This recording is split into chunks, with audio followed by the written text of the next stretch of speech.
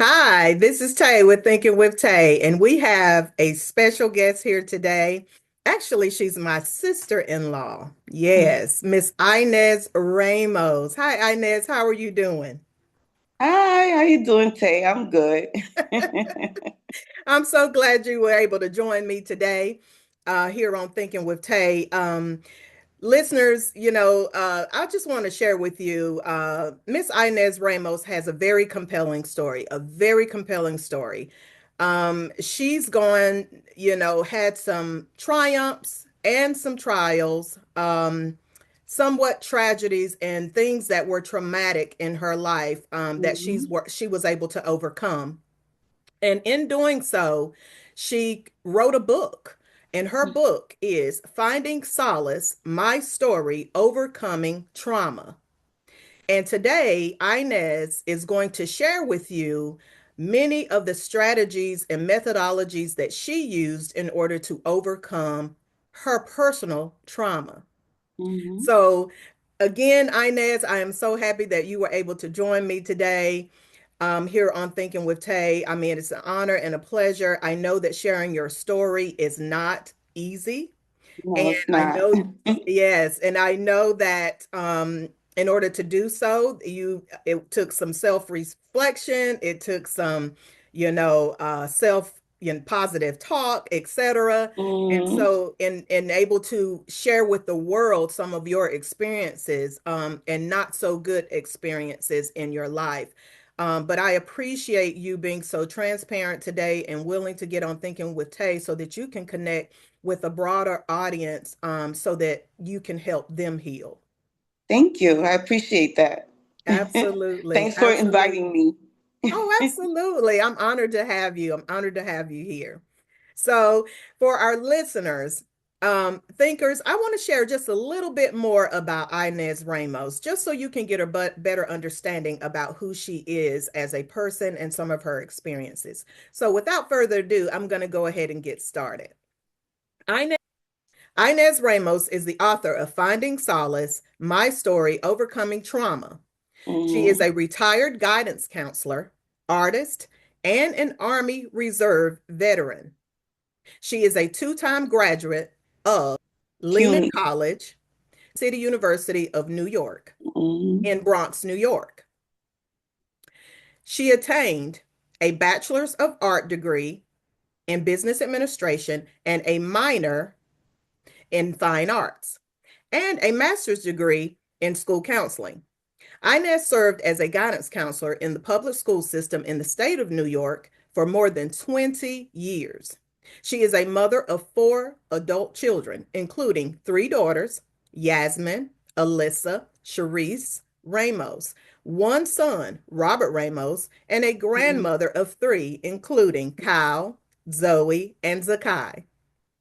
Inez is also a widow to her late husband, Robert Ramos, whose untimely death, among other traumatic experiences that she's had to overcome in her life, inspired her to write her book, Finding Solace, My Story, Overcoming Trauma. Through her book and the sharing of her story, she hopes to connect with others who have experienced trauma to help them heal by sharing the strategies and the coping mechanisms that she has utilized to heal her own personal trauma. Mhm. Hear ye, Miss Inez Ramos. Mhm. Again, thank you, Inez, for being here with me today. And we are going to dive into, your life, the history of your life, Mhm. your story, highlights and not so things that are don't seem to be celebratory. But we're Right. going to dive in this for in hopes that we can essentially help others heal. So, without further ado, Mhm. we're going to go ahead and get started. All righty. All right. So, and before we delve into the book, what I'd like for you to do, Inez, is to share some of your experiences in your life, in particular, um, your 20-year experience as a guidance counselor. Mhm. Um, First of all, what made you get into guidance counseling?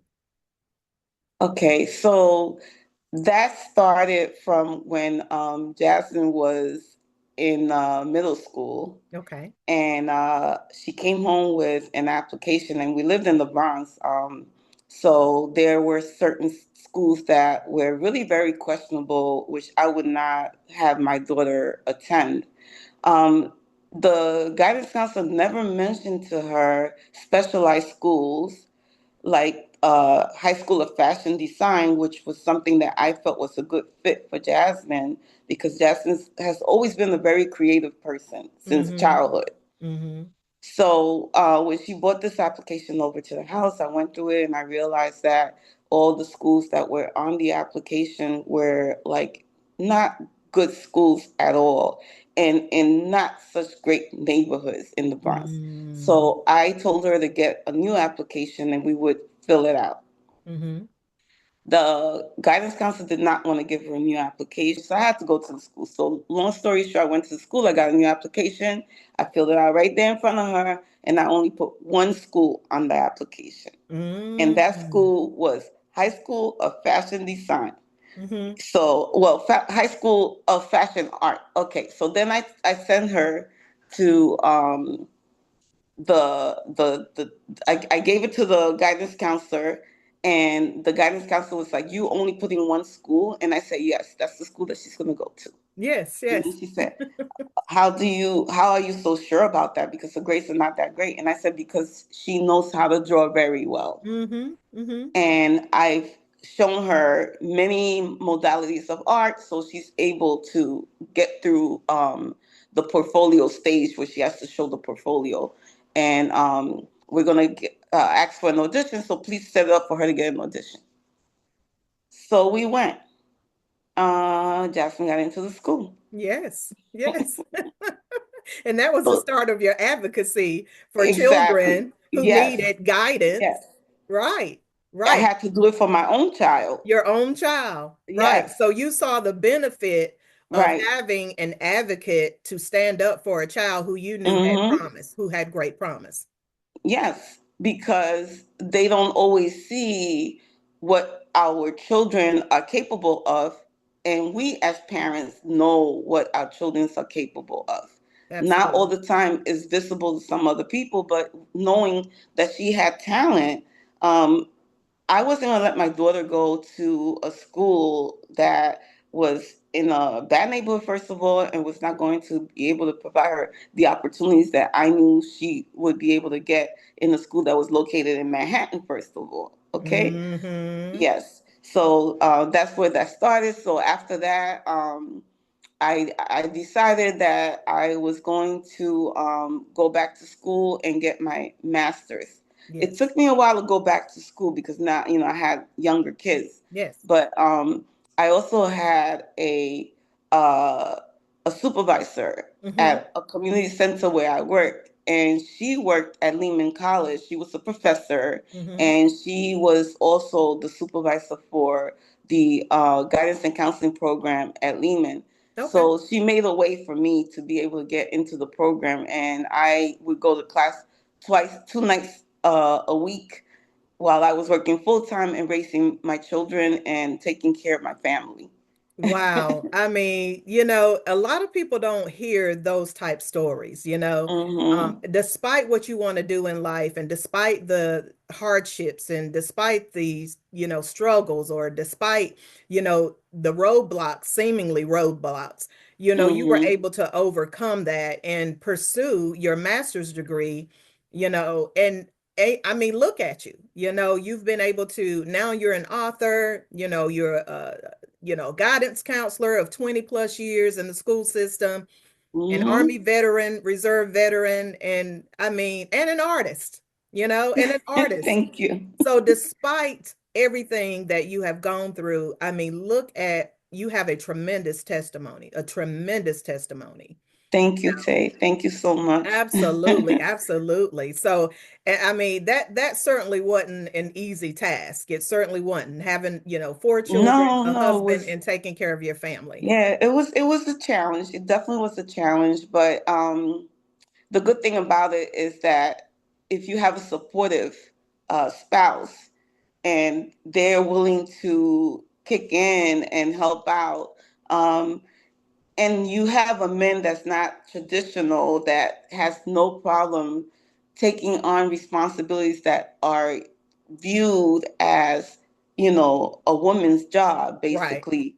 um I was lucky enough that my husband knew how to cook, clean, That iron, helps. and was really good at taking care of the kids. So we worked it out where we had, schedules where he was available when I wasn't available.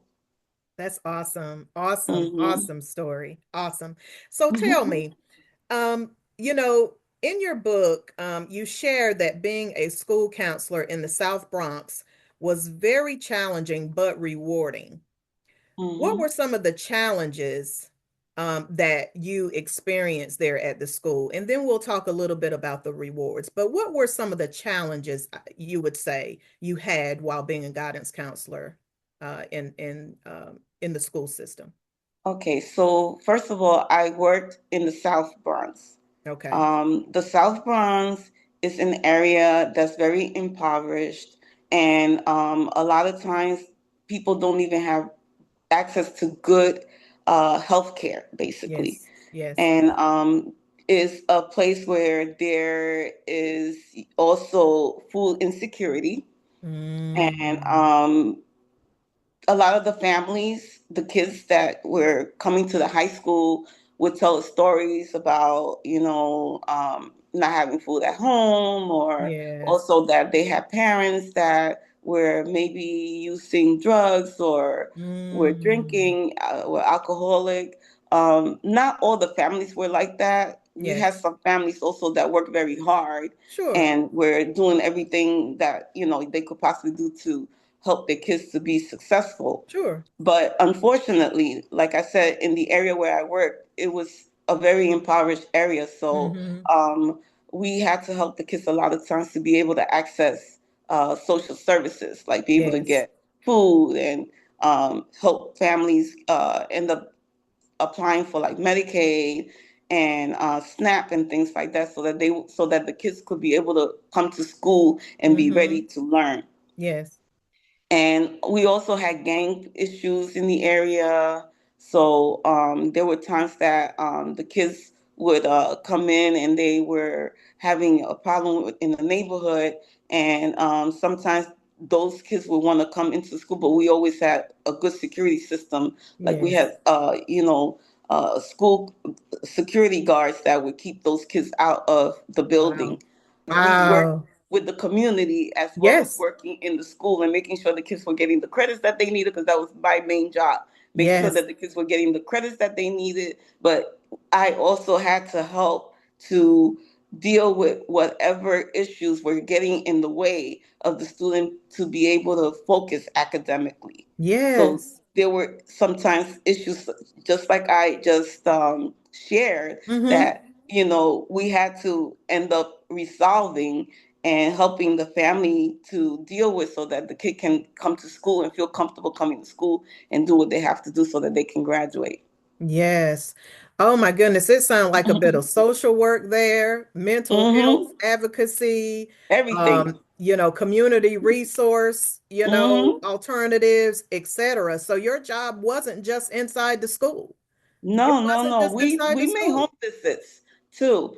Excellent. Excellent. I Mm-hmm. mean, your work, some people would think that guidance counselors just help students kind of navigate their curriculum, but your job went far beyond the school. And I tell you, it Yeah. takes a special person to take their role and their position seriously as you have for 20 years to Mm-hmm. exhaust yourself, in ways to help their lives and their families' lives Mm-hmm. better, make them better. So, Yes.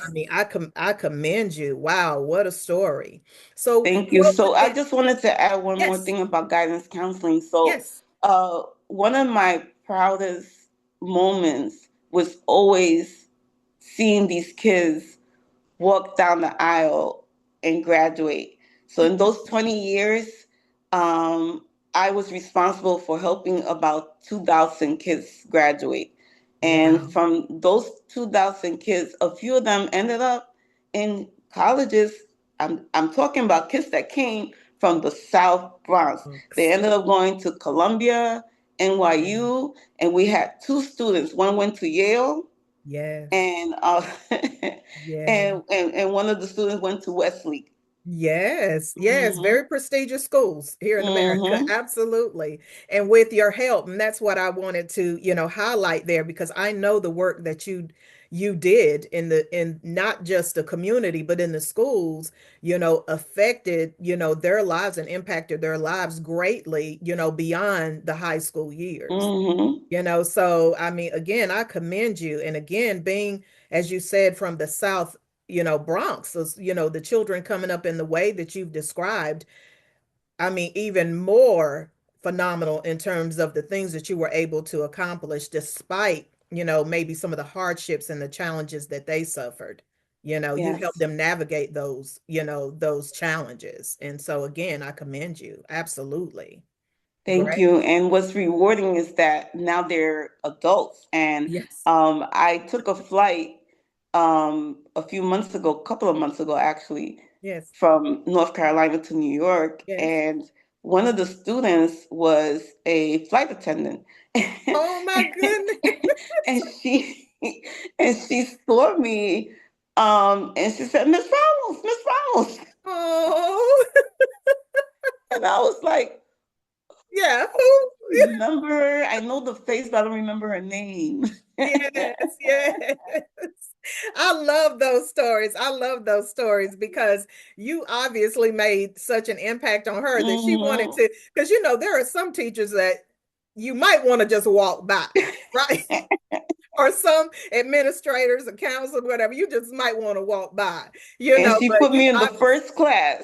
oh, okay. I was sitting in seat number one. Oh well, that's okay. Hey, great. That's all right.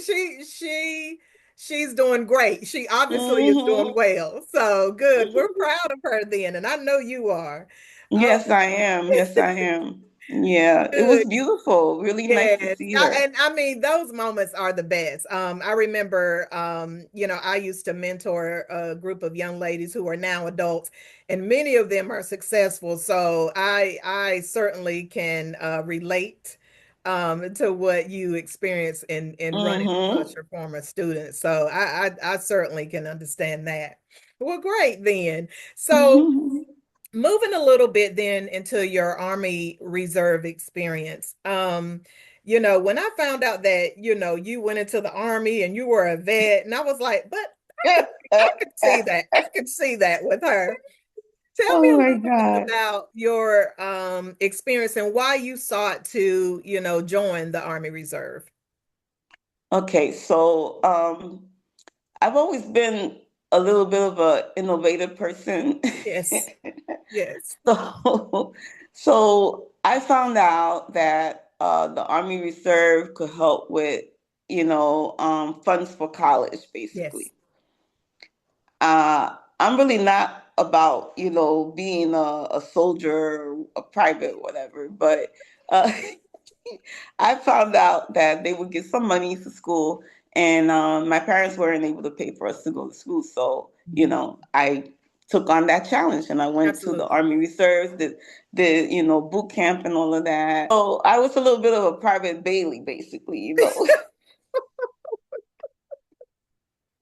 Because I Okay. wasn't used to, especially with they get in your face Yes. and then tell you, drop, give me 20, stuff like that. And you didn't take And I too wasn't about kindly that. with that.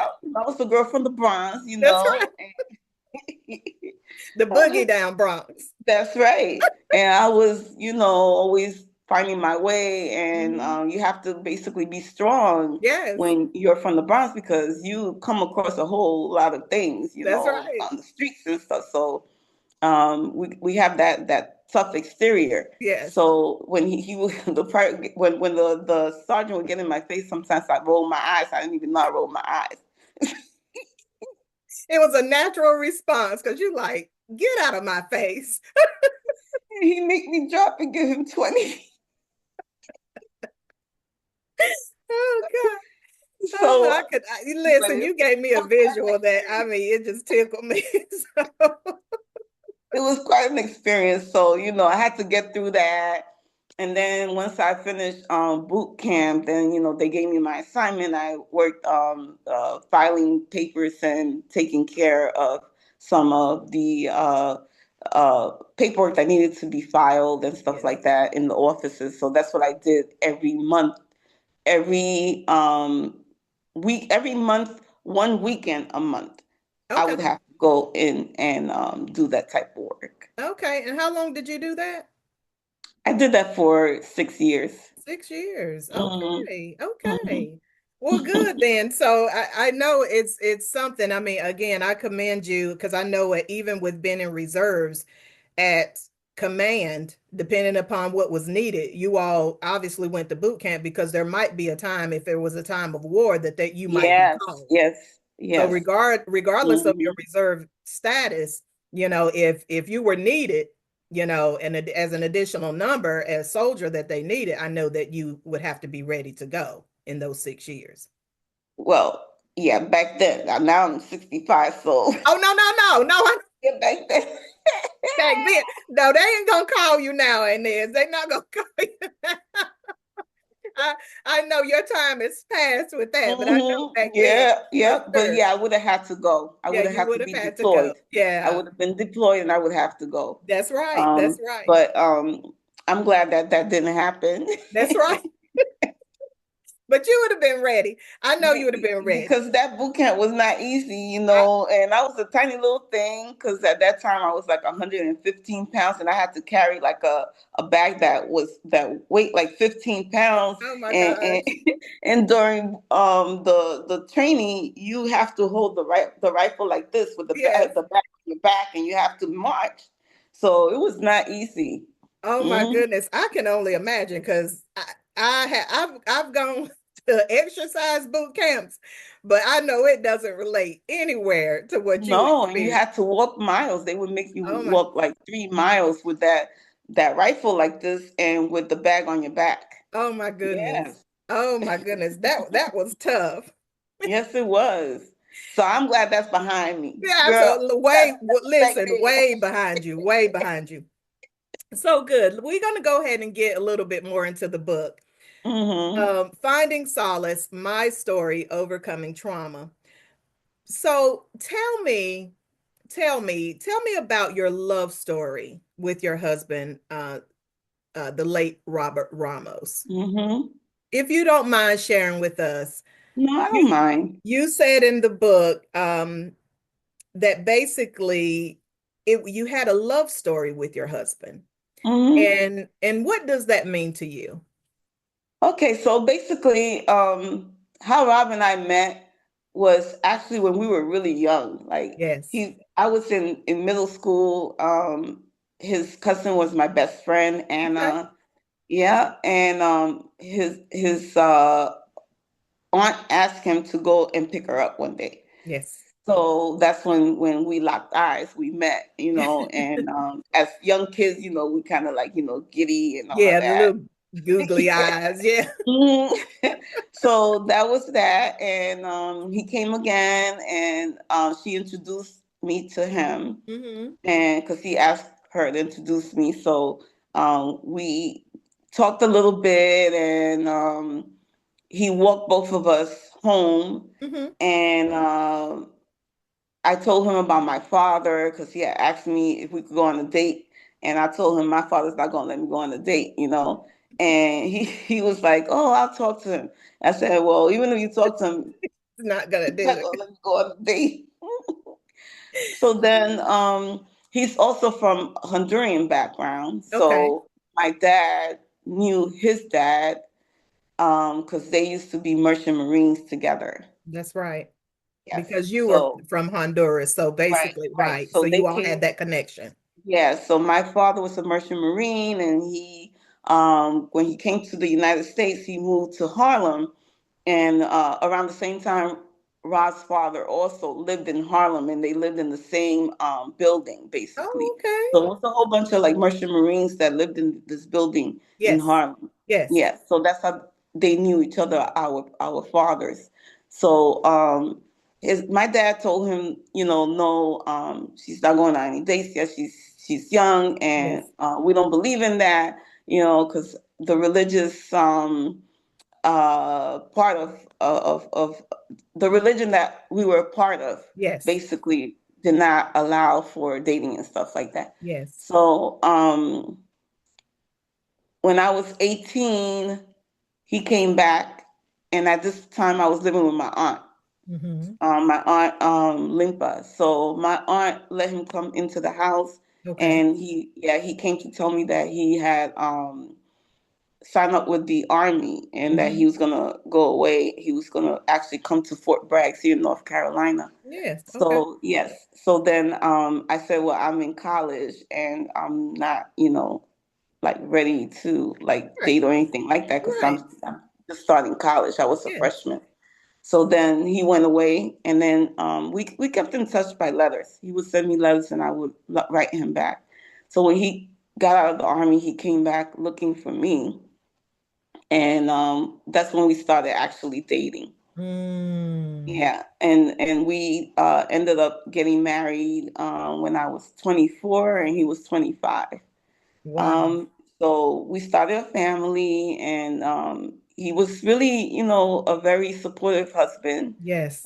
That's why I had said that he was like my rock, because That's he right. supported me in a lot of things. Yes. Yes. And 26 years of Hmm. marriage before Yes. his untimely death. I mean, you all experienced a lot of great times. So Hmm. I can imagine, I mean, the love story started from the googly eyes when you were all kids. Yes. So, and lasted after you got married. Wow, like 26 years. Hmm. Such a long time and so many great memories, right? Yes. So A many lot of great great memories. I memories. mean, as you said, with your four children and just navigating life, and going Hmm. through life. I mean, what a beautiful story and how you all met and how you were able to navigate life, for 26 years of marriage. Yeah. And one of the things that was really attractive to me of Rob's quality was how nurturing he was. Hmm. Nurturing. And that's so Hmm. important, that's so Yeah. important to have a mate because I think sometimes, people as you talked about earlier, in describing what he was able to do while you were in pursuit of your education, he knew how to Hmm. cook, clean, take care of the kids, do their hair, whatever needed to be done. That's true partnership. That's true Hmm. partnerships because sometimes as you had mentioned earlier, people kind of get or couples get caught up in roles, and Hmm. distinctive roles about what a woman is supposed to do or what a man is supposed to do. But the fact that you all were successful for 26 years because you guys kind of threw away the roles and said, hey, we're partners in this marriage and we're going to make this work the best way possible. And it did for 26 years.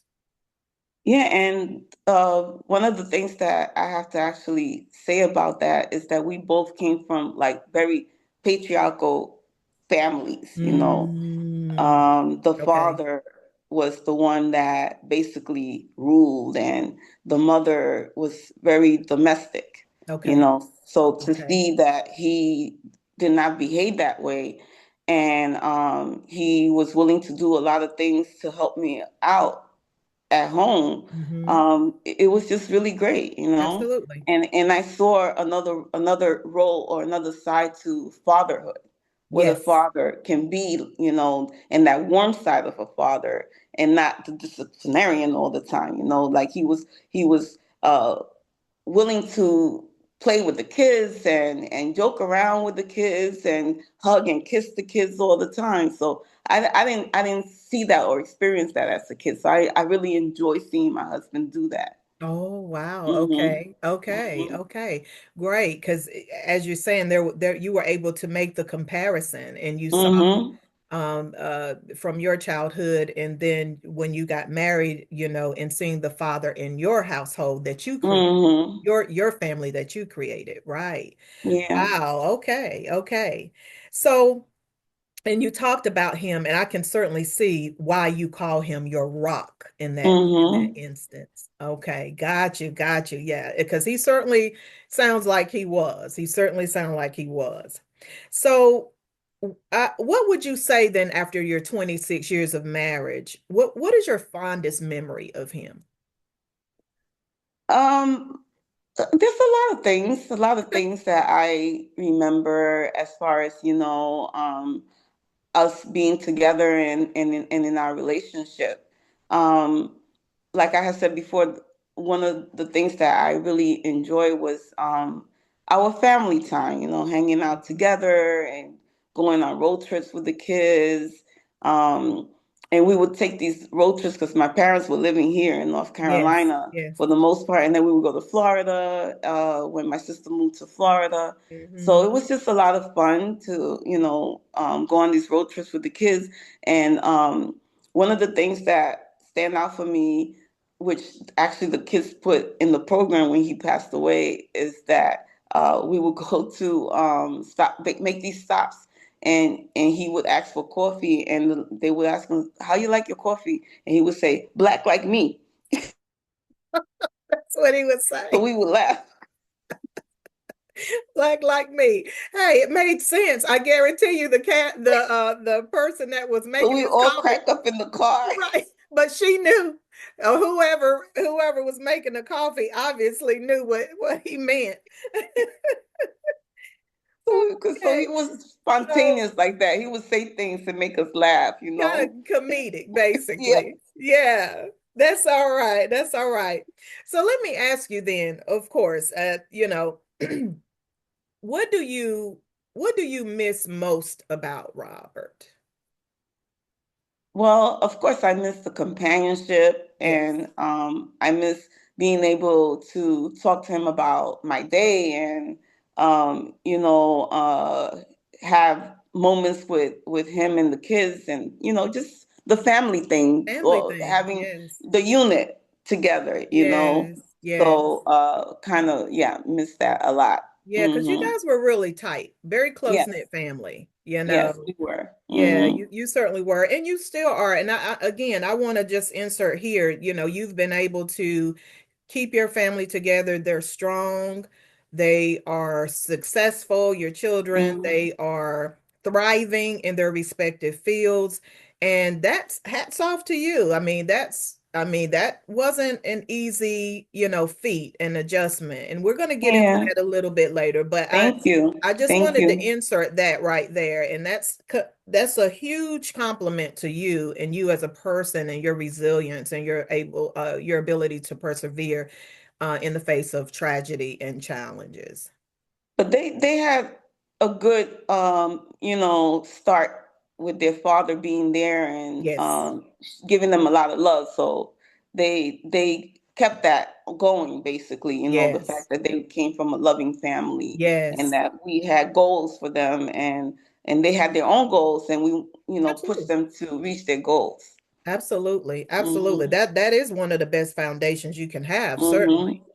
Mhm. Um, so on page 23 of your book, you shared a tragedy that Rob experienced when he was 17 years old and you felt like it weighed heavily on him for many, many Mhm. years Mhm. because he was not able to gain closure. As a result of the lack of closure, ultimately, you feel like it took a toll on him. Mhm. You knowing him best, obviously, for 26 plus years. Um, can you share a little bit about that tragedy? Sure. I think it's important actually to share that because that's something that we still dealing with Okay. in the health field, childbirth. Yes. Um, my mother-in-law, um, at the time he was 17, she went into labor, Hmm. and that was in the mid 70s. Mm. Uh-huh. She went into labor, and he took her to the hospital because his father was on one of his trips as a merchant marine, Hmm. and he was nowhere near the United States at that time. Hmm. So his oldest brother, Lou, was in college. So it was just Rob and a younger brother that was 8 years old that was in the household at the time. So he took her to the Mm. hospital. Yes. And um, she didn't make it, basically. She ended up Mm-hmm. passing away, Mm-hmm. giving birth, and the baby Mm-hmm. also died, was a little girl. She also died. Um, Being that Rob was the one that was there, Mm-hmm. he took on some guilt, feeling as if maybe he didn't take her to the hospital quick enough or have the ambulance pick up quick enough. Wow. Maybe if he would have done something else, those two lives would have still be here. So he took on that guilt, like he felt like he didn't do enough, and he Mm. shared that with me. Oh my After goodness. years, after years, after the tragedy, he shared Yes. that with me, and because I saw sadness in him, and I would ask him, what's wrong? What's the matter? Because he would get into his thoughts, and I was like, "What's going on? What's the matter?" And he one day he told me that he felt as if he could have done more, and I said to him, first of all, Mm. you were 17. Yes. You couldn't have taken her earlier than what she told you, that I'm ready. I'm You were ready a to go to child. the hospital. Yes. Yes. Right. Okay. So once she said she was ready, you took her. So, or you made Absolutely. sure that the ambulance came to get her and you went with Absolutely. her. Um, I said it's really tragic that what happened, but Yes. it's not your fault. And Right. then I said, you were alone. You had Eddie, and Eddie was 8, and your brother was away, your father was away, so you did the best that you could have done. I told Absolutely. him, Absolutely. so I would always tell him that whenever we talked about that, but he still always felt some kind of guilt in it. And then he was Mm. also angry at his father for not being there, because even after his mom passed away and the baby passed away, the father continues to be a merchant marine and was barely Mm. ever there. So Oh. Rob was the one that was actually raising his little brother for the most Mm-hmm. part, Mm-hmm. you know. And Mm-hmm. when we got married, he brought his brother to live with us. Wow. Wow. Yes. Yeah, so Mhm. he basically served as brother and surrogate father. And so it Mhm. felt like probably to him that he lost not just one and two, he lost Mhm. three very Mhm. important people in his life at the same time. Oh my goodness. Yeah. Yeah, that So that certainly I could see why yeah. you said that took a toll on his life. Mhm. And he Mhm. carried that from 17 until probably the end of his life. Yes. Yes. Yes. Wow. Oh my goodness. And that would take a toll because, and not having and of course in our communities a lot of times therapy not I would say it's almost like it's not even it's almost like it wasn't supported, right? And Mhm. even if it was supported, financially, some people may have not been able to, pay for therapy, or not even know where to start with therapy. So imagine, Mhm. I can only imagine carrying that for all of the years of his life from 17 and beyond, and not really Mhm. having an outlet, or as you said, for years didn't even really share with you. No, he didn't. Yeah. He finally did get to go to therapy, and he went to therapy like 2 years before he passed away. Oh. And in therapy, he was able to, unfold and let go of some of those feelings. Mm-hmm. But he still had like a shadow that Sure. followed him. Sure. And I don't think that he ever really got closure, because I think Mm. it was a shock to him Mm-hmm. Mm-hmm. that his mom and the little baby died. I know. Yeah, Yes.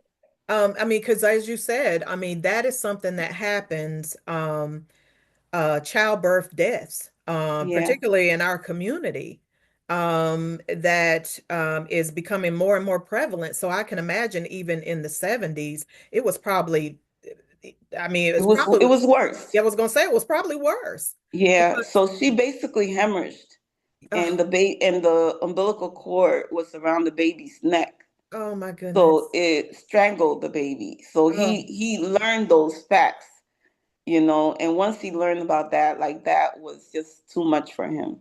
oh my goodness. Oh my Mhm. goodness. As I said, I can only imagine. I just can only imagine, that being hard on a 17-year-old young man. And then Yeah. to go to the hospital with your mom, who you stayed with the majority of the time because your father was working as a merchant Mm-hmm. marine, and your whole life turns upside down in a matter of hours. Yes, Where that's you what think it's happened. a celebratory moment where you're going to have a new little sister at It home became and a your mom. tragedy. It became a Yeah. tragedy, and It, that followed him. Like it was a shadow on him forever, forever. You know. wow. Mhm. Um, so and obviously he had challenges dealing with that, and he did the best he absolutely could. I know I Mhm. had the pleasure of meeting him. He was always had a big smile on his face. Mhm. I didn't get to know him very well because you guys lived in New York and we were here in Mhm. North Carolina, but he always had a bright smile, a big, beautiful smile on his face. So that's what I remember Yeah, most about he him. did. Yes, yes. Mhm. And we'll get a little bit more into this. So what, and I want you to the extent that you feel comfortable, can you share then with our listeners, because we're going to start to get into, how you started to deal, Okay. with some of these things, and after Mhm. his passing. Can you share with us then the day that Robert disappeared?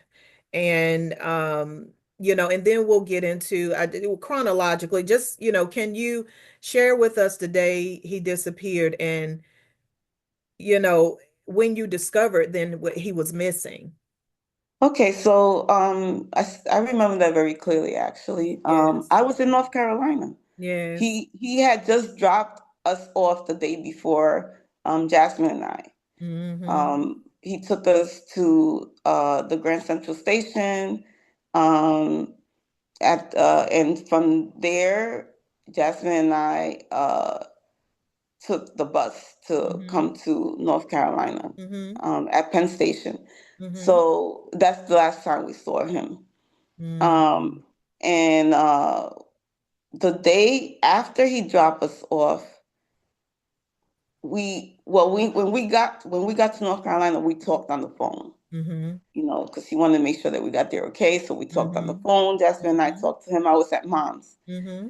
and we had went to North Carolina actually right after my birthday. Um, my birthday's April 12th. We Yes. celebrated my birthday. It was my Mm-hmm. first surprise party that I Oh. had, Mm-hmm. and we he took me. Actually, let me Absolutely. go back a little bit, Absolutely. because that was a really good day. So my birthday is April 12th, Yes. and he had made plans with Jasmine that they were going to throw a surprise party, and I didn't even know. Oh, So he took me to see a play. It nice. was called uh, Plátanos and Collard Greens. Yeah, Okay. yeah. Right. It was a play about the Afro Latino experience and the African American experience, and how we have so many similarities, Yes. and that we should actually be more united. Yes. So there was some Agreed. um, comedy and also history, basically. Yes. Yes. Like Yes. how the Afro Latinos end up in the United States, and the black experience with coming from Africa, the slavery, and they combine those two stories. And it was a really Love good play. that. I enjoyed that play. I love All right. that. I love that Mm-hmm. because a lot of, and we can actually insert even there. I like that you brought this to our listeners' attention Mm-hmm. because, the a lot of people get confused, you know, during the Middle Passage, we're all of African descent. Okay. So Hello. by way of North America, here in the That's right. Americas, or the Mm-hmm. Americas in general, Central America, which is your family coming from Mm-hmm. Central America, but we are of African descent. That's right. And so I like that you brought that up, and that's why I say agreed, because what we have to realize is that we are all, and all came from the same place. We We sure may did. have been just conquered, or um, uh, Mm-hmm. the people who took us from our native African land Mm-hmm. may have And gone that's what the play was about. that right. They took us all Yeah. over the Mm-hmm. world, That's exactly right? what that play was about. Right, right. And I Mm-hmm. think a lot of people just don't understand that. So while Mm-hmm. your family speak as their native tongue was, or at least your parents and yourself and your two older siblings, um, was Spanish, as their native tongue. But And the we, dialect, our the my The yeah, Garifuna dialect. Garifuna, yes. Mm-hmm. Um, but and you guys are bilingual, but your ancestors came from Africa as well, you know? Yes, And we could actually trace our ancestors because we maintain that dialect.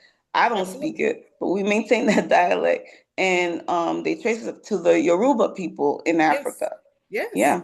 Yes. Mm-hmm. And that's the beautiful thing about I've always said about your and my husband's story is the fact that you guys could trace back even without going through African ancestry or ancestry.com. Your Mm-hmm. parents, I'll say preserved that history for you. Yeah. Because I remember even when I met your parents and the foods that your mom would cook. And it was enriched with culture. And that was Mm-hmm. my first experience really eating, I would say, African food. Mm-hmm. Mm-hmm. And I remember it's funny, your dad told me because I just loved your mom's cooking. And I remember your dad would say, of course she loves the cooking. She's African, because it was African food. So Mm-hmm. while yes, my ancestors were brought here to, America, North America, Mm-hmm. yours was basically brought to Central America, but it's still we're of African descent. We're all from Africa. So Yeah. I think that's the educational component that I feel like we needed to expound on right here, and I'm glad you brought that up. I'm glad Yeah, you brought that yeah. up. Well, that's what I actually learned, and not that we didn't know it already, but that it was actually portrayed Oh in yeah, that in the play. play, So in the play. it was fun to see that. So then after Wow. that, he took me home, and it was a surprise party. Yes, yes. And three What a days great after day. that, 3 days after that, actually 4 days after that, then I traveled to North Carolina with Jasmine, Hmm. and after having such a great moment together, the whole Mm. family and friends and everything, come to North Carolina. And we had a conversation once we got to North Carolina. And then the morning after I arrived, the kids called me. They were excited because their father told them that they were going to go to the movies. So I Yes. was like, oh, that's good. I'm glad that you guys are going to the movies. And that night, the girls called me and told me that their father had not returned. It was like around 10:30 at night, and he had left to go Mm. to the store from like 11 o'clock in the morning. So they knew that something was not right. So they Hmm. called me and told me that he wasn't there yet. So I said, okay, give it some time, and we'll see if maybe he made a stop somewhere, saw a friend or whatever. Yes. And the following morning they called again, said, Mom, he didn't come home, so we're really worried. Mm. So I said, okay, I'm gonna go home. So Jasmine and we went home. Mm. And that same day that we got there, I went to the police station in Mount Vernon because that's where we lived, Hmm. and I wanted to file a missing persons report, Hmm. but they didn't let me file it because they said that it had to be 24 hours. It says more than 24 hours, sir. They said, well, you Mm. just coming here now, give it 24 hours. They finally let me do the missing person report. Thanks to the police commissioner, he's like, no, you want to do that, you could do it now. So I did. And they started looking for him. They put out notice to all the precincts in New York. Mm, So they started looking for him in Mount Vernon, in the Bronx, Queens, Manhattan, Brooklyn, everywhere, mm, basically. mm-hmm, So time went by. Time went by, month after month after month, mm, and we finally found out what happened. Well, we mm. didn't find out what happened, but they found his body, Oh my and it took goodness. 6 months. 6 months had passed. Hmm. 6 months Hmm. had passed. And I Almost tell six you, months. and I tell you, that's there again, that's a testament to, because I want to sit in that just for a minute, because 6 months had passed after the Hmm. report. And I think about what impact and how challenging that may have been for your family, for every day, every minute, every Hmm. hour, every day, every month to pass, That was and hard. you That not was know. one of the hardest things that we went through as a family, me and the Yes, kids. yes, I Yes, can only imagine. that Um, was very hard. and for our thinkers, for our listeners, in going through that period, if you don't mind sharing, how do you think that you, or if you can describe it even in words, your family coped every day? You, because I remember you guys continued to go to school, you went to work, your children still did the things that they needed to do, and you did the things that you needed to do for them. Um, how from the outside looking in, how did you cope, just for people who may have or may be experiencing a similar situation where their children are lost or their husband is lost right now, and they Hmm. don't have answers? Um, can you share with them how you guys were able to cope? Well, I think that everybody finds strength in Okay. places that they're not able to find strength sometimes. That's the first thing that I have to say, because I don't even Hmm. know. Honestly, I don't even know how those months went by, days went by, minutes went by, seconds went Yes. by. Yes. They just went by, and we just try to deal with the situation on a daily basis, Mm-hmm. Mm-hmm. Mm-hmm. And what people don't know is that there were at least 3 times that the cops told me that they found a body, Mm. okay, and Oh. then call me and tell me, oh, I'm sorry, it's a mistake. Mm. Okay, so that was really very, very hard on me, and I wouldn't even tell the kids Right. when they would call me, Right. because I would go to the police precinct, and then I'll sit there and wait, and then they'll tell me, "Oh, I'm sorry, Miss Ramos, this it doesn't meet his ID, because they Oh my had goodness. they had his teeth uh x-ray basically Mm-hmm. at this point, because after 6 months the body deteriorates, so they were Yes. going by the teeth x-rays. That's what they used Mm. to be Okay. able to identify him. Wow. And after those 3 times, then the last time that they told me that they found a body, um the body still had certain clothes and the shoes, which Mm-hmm. I knew were his shoes and his Absolutely. clothes. So even though they were only able to tell that it was him through his teeth x-ray, Mm. we knew the clothes because they showed me pictures of the Yes. clothes. Yes. Hmm. Yes. So to be exact, Rob went missing April 18th, Okay. and they found the body September 26th. Wow. That's Wow. exactly how long it took. Wow. Wow. Hmm. And as you said, it's again, I can only imagine. I mean, but the strength by which you had to exhibit, and even in, with your four children, right?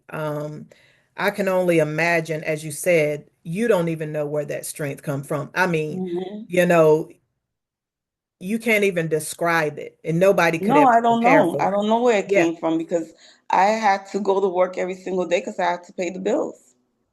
I had to take care of my kids. I had to take care absolutely. of the Absolutely. household.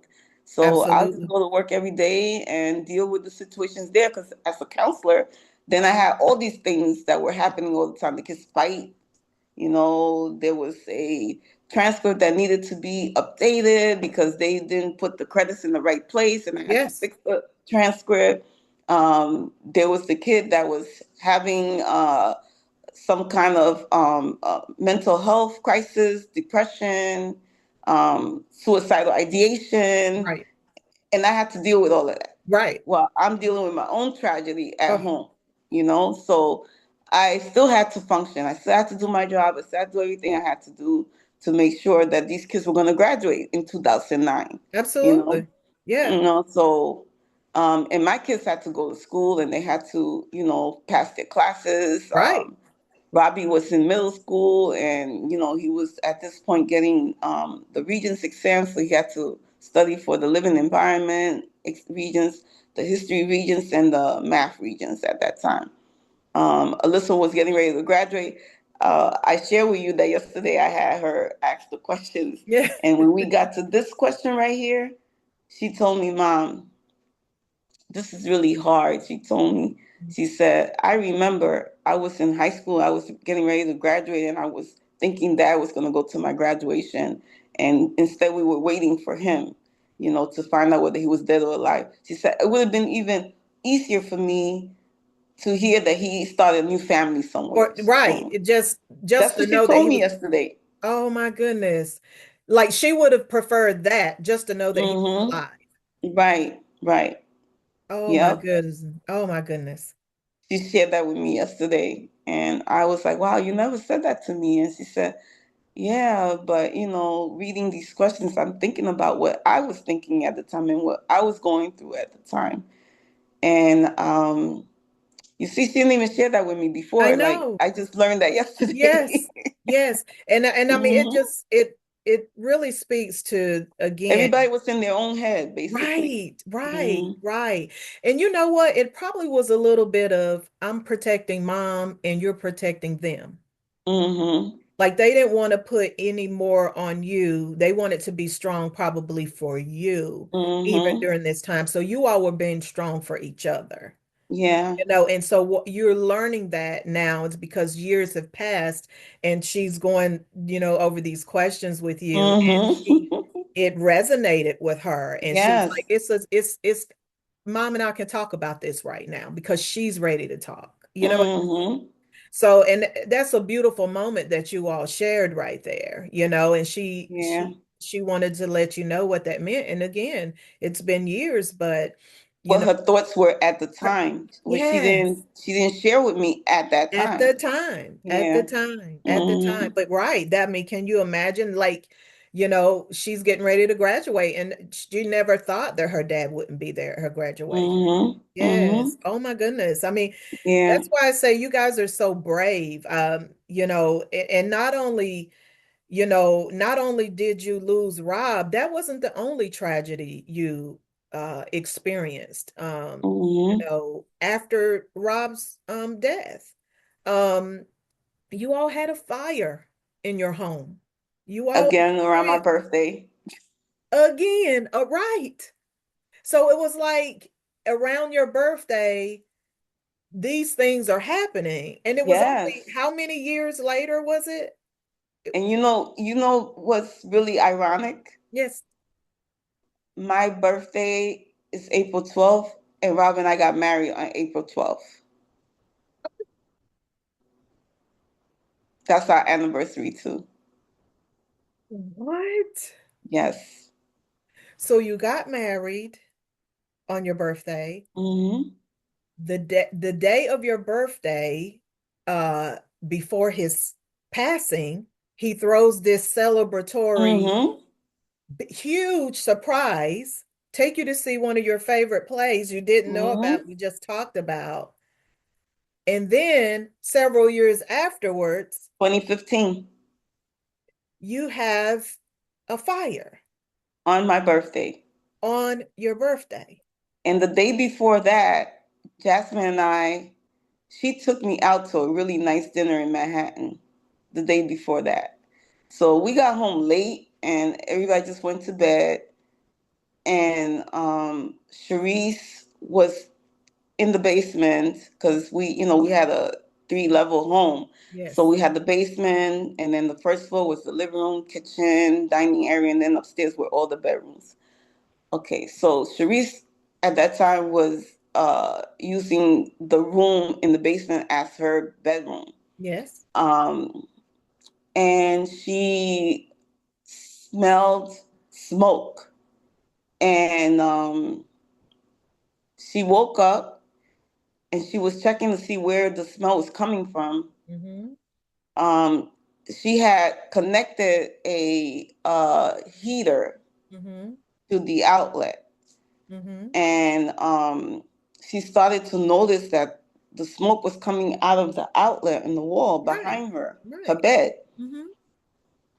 And so she got up, and as she was getting up, she started to see sparks. Mm. And so that's when she came upstairs and told me, "Mom, something is not right. There's like sparks coming out of the outlet." And Mm. by the time I got up to go see, the smoke was already like coming in thick Mm. in the basement. And I didn't bother to go down to the basement. I told Sharice, No. get your shoes and we're gonna, call the fire department and we're gonna have to head out. So by the Mm-hmm. time we all gathered, because we were getting up, it was like 6:45 in the morning. Right. We all gathered our stuff to put on and the shoes and get ready to go outside. The fire was coming up from the basement into the kitchen area, Oh my goodness. because the stairs were led to the kitchen. You Mm-hmm. came up, went Mm-hmm. right into the kitchen. Mm-hmm. So I was like, we gotta go. We don't even have time to take anything with us. We just gotta go. Let the firemen come in and maybe they can, put the fire out and then we'll come back. That's not what happened. Right. The house was built in 1926. So I later on found out that the way they built houses in New York at that time in Mm-hmm. 1926, Mm-hmm. Mm-hmm. there's the outer wall, which is the wall that you see outside, and then there's the walls inside of the residence, right? But Yes. between those two walls, there Yes. was like a big gap. Mm-hmm.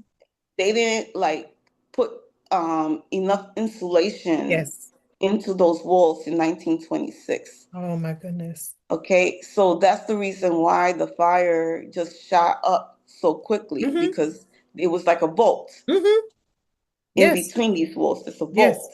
So Mm-hmm. the fire was able to move fast. Mm. And we didn't know that, you know? We didn't know Wow. what was between the walls, Right. anything like Yeah. that. Right. So the fire moved fast and it was really starting to burn everything. Mm. And by the time we went downstairs in less than 3 minutes, we saw fire shooting out the window from the Mm-hmm. kitchen. Mm-hmm. And I was like, oh my God, what if we would have had stayed there? Like we wouldn't even be here. Oh my We would have all goodness. died. What Yes. if Sharice wouldn't have got up and smelled the fire? We would have Right. all I wouldn't be telling you the story, basically. Right. I Right. wouldn't be telling you the story. We would But have all died. it's like it was divine intervention because she was downstairs asleep and noticed it, right? Hmm. Because this was We late would in have the died. night. Because no Yes. one, I mean, no one really like stayed in the basement. Sharice decided to move to the basement because she wanted her own space. Because Right. they had a bedroom upstairs, but she Right. wanted to move to the basement because she wanted her own space. And if she wouldn't have been in that basement that day, we would have died because we would have Right. been sleeping. Yeah, you would have been sleeping. You would have been sleeping. And it Hmm. goes to show, I mean, certainly we have to commend her for just, the instinct that she had. My family's upstairs, I'm seeing this, and she runs upstairs to tell you, and you instinctively was Mm-hmm. like, let's get out, get your shoes, let's go. And then, Yeah. I can only imagine. And then again, after losing Robert, and then to endure this yet Mm-hmm. another tragedy, again, as you said, I don't really know how I got through this, but I did, and my children did Mm-hmm. as well. And that's why I say, And let me back up yes, because Sharice yes. ended up getting a second-degree burn on her leg and on her arm when she went to get Mm, her shoes. oh my Because it goodness. was starting to spark already. Yeah. Oh my goodness. And I Mm-hmm. mean, but again, and I'm so happy that you all obviously are safe, and everybody was able to get out so quickly. Again, it speaks to the instinctive nature that you had and the maternal nature that you have to say, let's go. Mm-hmm. Let's go. I We mean, had to leave everything. you had so many beautiful memories in the home, Mm-hmm. but life preservation was more obviously important at the Yes. time, and you said, Yes. let's go, let's go. One of And the things that talking about memories, um, one of the things that we lost was that the kids and I had gathered some of Rob's most precious belongings, a watch, mm, baseball that he got at the Yankees Stadium because he used to love the Yankees, and he yeah, got a ball, and yeah, that was signed. oh, Um, and his badges from the army. We have put it in this curio, okay, and where we had all like yeah, memories yeah, of his things memorabilia, that everything, uh-huh. that he memorabilia of things that he had left behind, Mm-hmm. and that burned. Oh Hmm. my goodness. Hmm. Yeah, those are the things that you all were going to keep and cherish and pass Hmm. down. That the kids can Again, have. That the kids can have. His oh my, watch. Yeah, his baseball, which Robbie loved because Robbie also is a Yankee fan. and they used to go. I remember you said they used to go every year to Together. see the game together. Every time it started.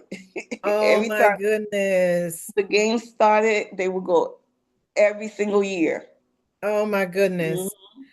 Oh my goodness. And you compiled it right there in the cabinet, and you couldn't even you it was so the fire happened so fast you had to leave it behind. Yeah, we left everything. We couldn't take Oh, anything. you had no time. Oh Mm-mm. my goodness.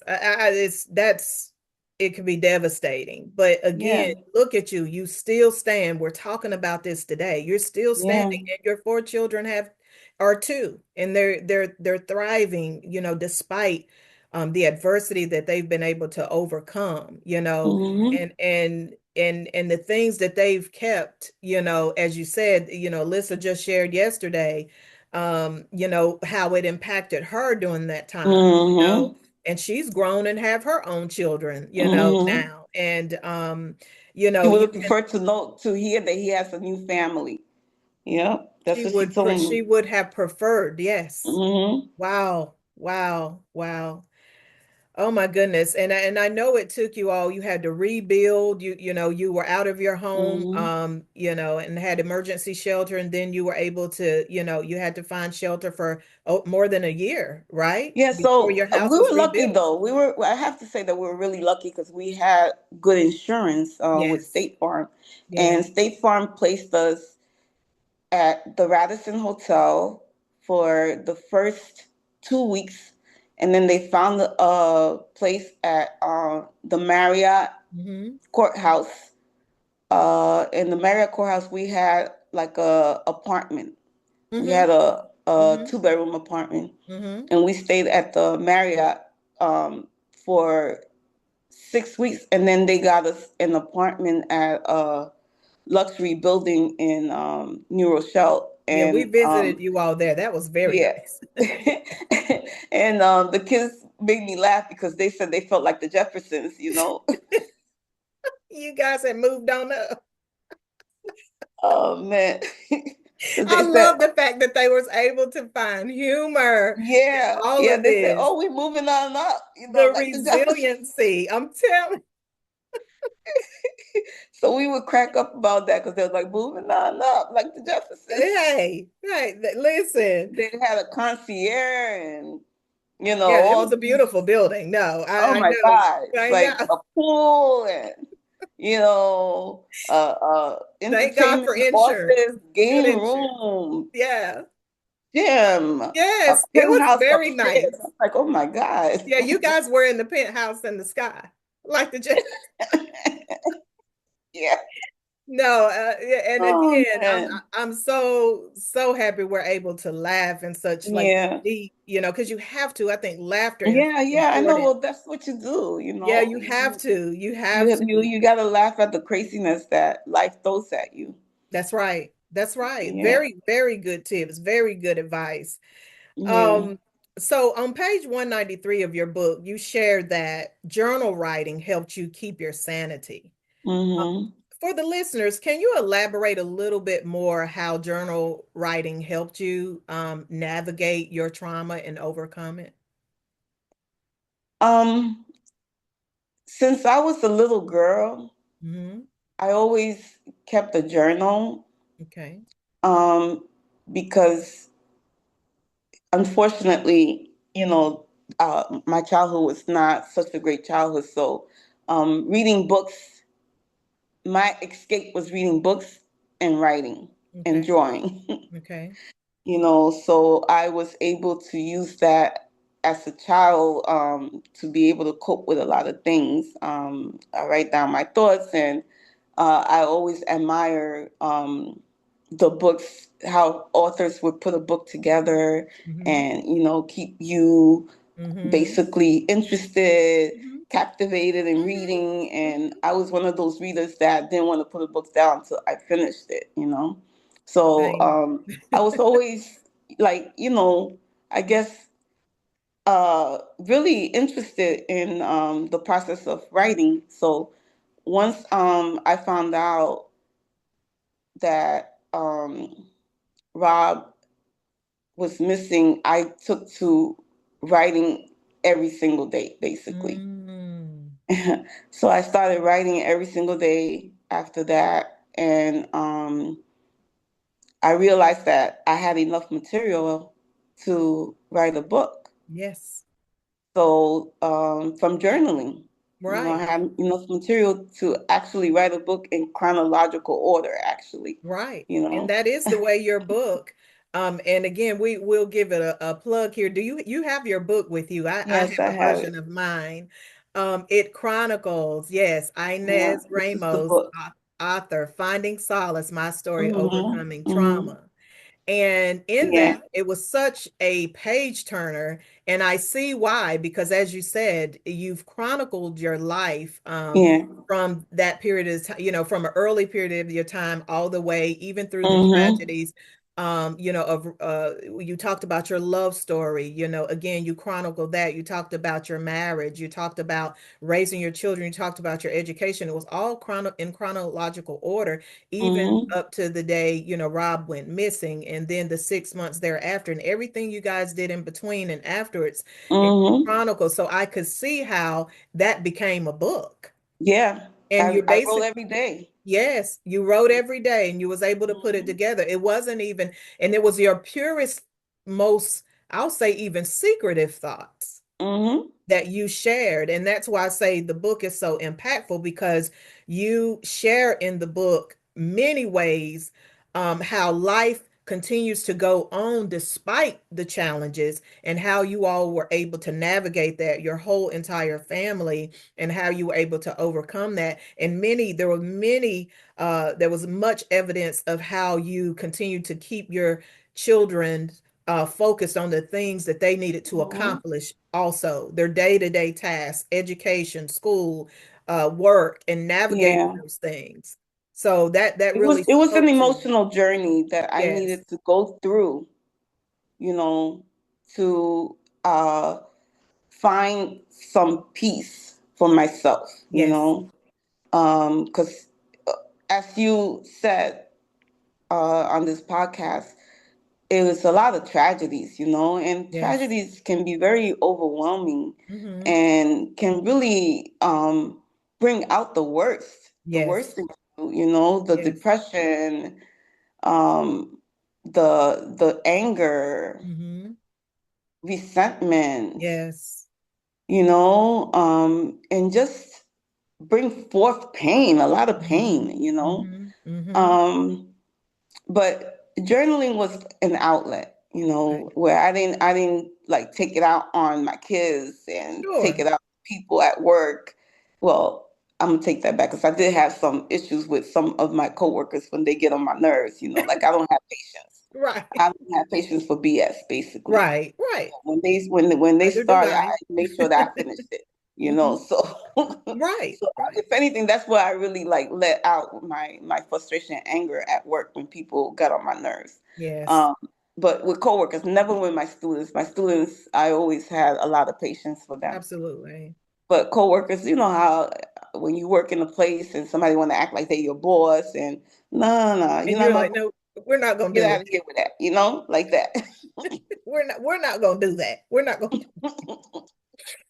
understood. I can certainly Mhm, relate to that. Certainly relate. mhm, So again, on page 196 of your book, it's titled Self-Reflections, Life Lessons, which helped me to cope. You've provided under this section of your book 5 reflections mhm, in detail that helped you cope. Um, if you don't mind, I'd like for us just a little bit longer just to kind of delve into these things because I think that this is really helpful because, again, as you stand here so strong and resilient despite the many tragedies that you've had in your life, I feel that our listeners could really benefit from some of these things. Um, mhm. so the first reflection, reflection one, is dealing with trauma. In the very first sentence, you stated, although it is very difficult to overcome trauma, it is not impossible to get through it and to move on. So after experiencing, such tragedies in your life, how were you able to arrive at that conclusion? Well, when you in the midst of it, Mm-hmm. it feels like your whole world is ending. You know, it's so hard to Yes. be able to see any light, a ray of light when you're going through all of this. And Rob going missing for 6 months really left a very, very big impact on myself and the kids, you know, Yes. because you still living, you still working, you still going to through the through everything that you have to go through On a to day-to-day make life basis. happen, you Yes. know. Yes. So basically that was part of learning that you have to get through it, you know, because you still got to do life, you're still here, you know. And you got to figure out how to make the best of it. That's right. Um, my kids and I have to say that they're very strong too, you know, Yes. because I don't know Yes. if I would have went through the things that my kids went through. I don't even know if I, as a child, if I would have been able, or a young adult, been able to get through all of that and Right. be where they are now, my kids, because they're doing so good for themselves. Yes. Um, Yes. but it was just a matter of, I guess, finding the strength and faith, you know. That's right. Uh, there was a time that I questioned God too, you know, I think that would because be like, natural. why Yes. so many things, bad Yes. things happening to me? Why always like me, like this happened and that happened, you know, and my kids, we go through this, we get through one thing, we go through another thing. And Hmm. um, I took the questioning and started thinking more of like, these are lessons. You learn lessons from life, you know, You these are do. just lessons that you're learning from life. And you find ways of being resilient, you know. Yes. Yes. Um, Yes. you figure out how to like keep living because you're living and you have to figure out. how to make the best of situations that come your way. Mm-hmm. Um, it takes time to be able to figure out sometimes. It's good to have communities, some support, Yes. you know, friends and Yes. family that are Yes. there with that help you get through Yes. things. People that can lighten the moment and make you laugh because you need that. Laughter to me Absolutely. is very Laughter. important, Very you important. know. Yes. Um, just figuring out ways of getting through it, and the way that I got through all of this, like I said, was basically journaling and then going to therapy. Going to therapy helped therapy. me Therapy. Therapy helped me a lot. Therapy helped me to put into perspective what I was going through and how to navigate through it and find peace, you Yes. know. And bereavement counseling, there are 5 stages that they talk to you about, you know. So some of those stages are, I don't remember all the 5 stages right now, Sure. but one Sure. of one of those stages is you know, going through the anger of losing someone, and then Mm, you find ways of being able to accept what happened, you yes. know, and then you go into a phase where you questioning like why and how, and you know what Mm-hmm. could have been, should have been, and basically how it could have been different, you know. Mm-hmm. um and then you learn to have some closure, Yes. you know. Yes. So Yes. Wow. closure doesn't come easy though, you know. Ooh. Closure can actually just be about accepting where I am now, Yes. Oh, and that's then good. yeah, Accepting where I am now. yeah, what's present, what's happening right now, you That's know. closure. That's a form of and closure. and being able to move forward, because if you stay stuck in that, like, but I don't understand and I don't know Right. why, and Right. why is this happening to Right. me, you know, that's when you start to have these mental health Mm-hmm. issues, where you know the depression comes in and the anxiety comes in. Mm-hmm. So just dealing with things at that moment. So one of the prayers that I like is that serenity prayer. Yes. I love the serenity prayer. The Yes. serenity prayer says basically, give me the serenity to know what I can't change, That's right. right? The courage to be able to Understand and know the change what difference. I can, Mm-hmm. and the wisdom to know the difference. Absolutely. Absolutely. Isn't that profound? It's one of my favorite prayers and certainly something I've used throughout my life. So I know exactly what you're saying. And the key thing, understanding the things that you can change, right? And accept those that you can change. And then understanding and having the discernment to know the difference. Mm-hmm. Because as you said, if you get stuck in that period of why me, you'll never move forward.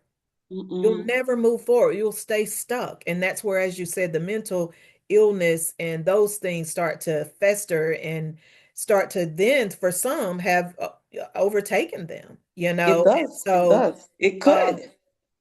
so it's really that I think that's key, as you said, just, the wisdom to know the difference and understanding like that certain things you can't change, and you have to, and I really love what you said about some of for some and even for yourself closure, knowing that being present and understanding the moment, what's Mm-hmm. going on right now in your life, Mm-hmm.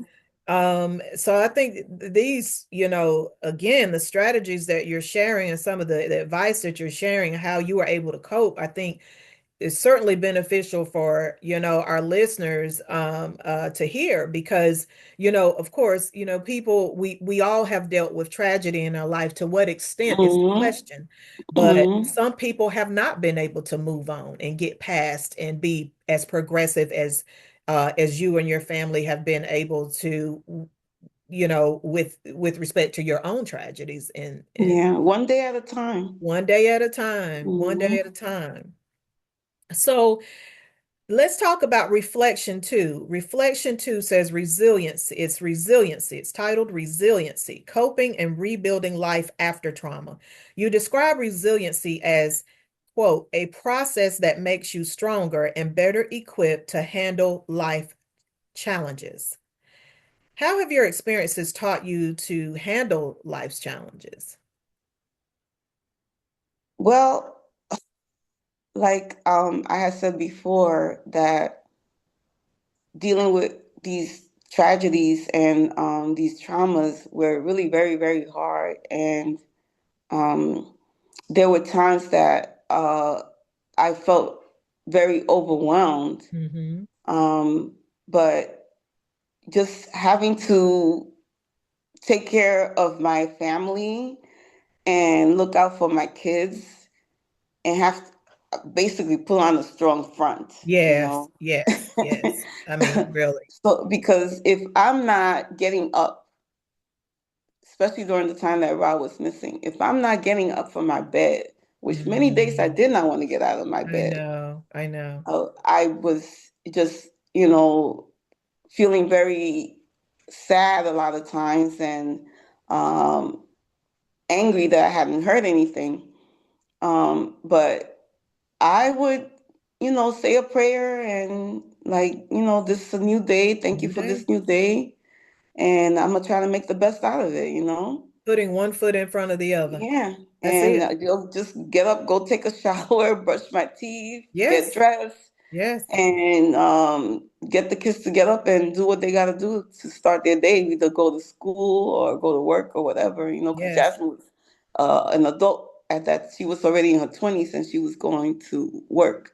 yes, She started her career in production at that time. yes, She had just got the job with Wendy Williams, actually, yes, yes, at yes. that time. She had Mm-hmm. just started that job and she had Yes, to go to mid Manhattan and, do what she had to do. Sharice and Alyssa were in high school and Robbie was finishing his last year of middle school. wow. As you So, we said, all have to get up yeah, you had to get up. every day and do what we had to do.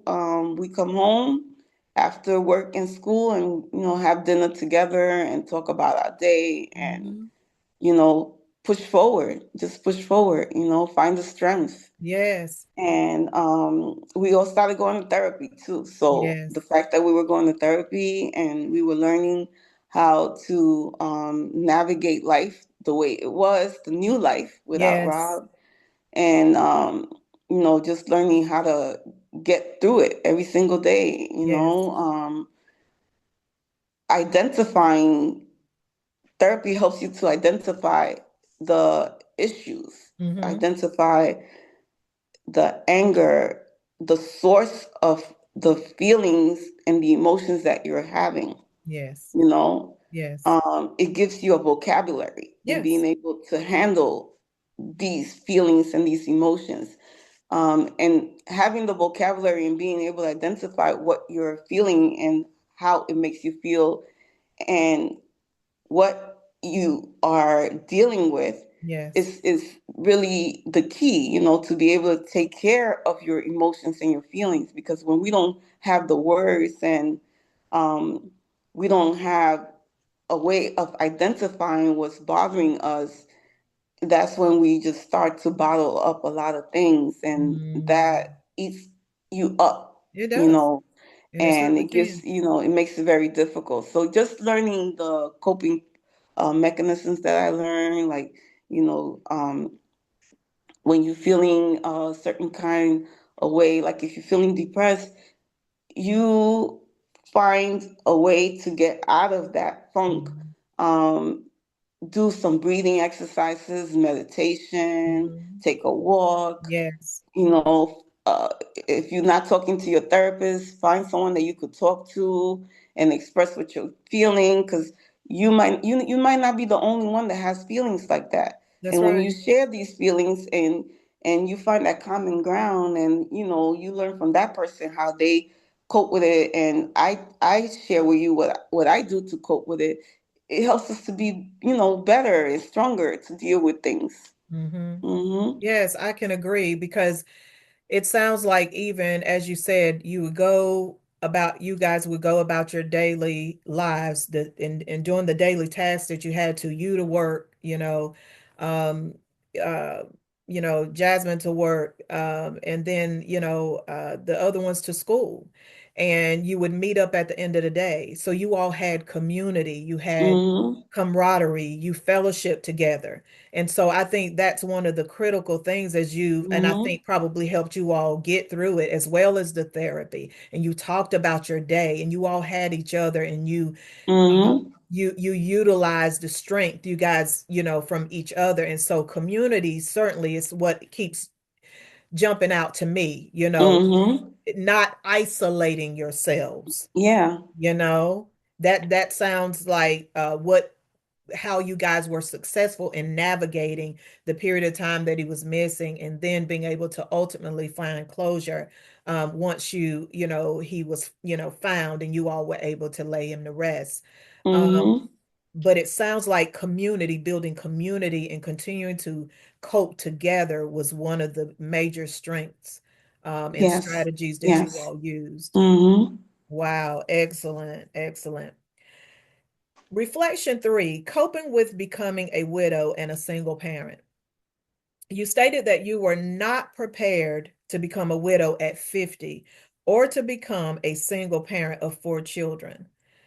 How did you manage to adapt to such a significant change in your life after being married for 26 years?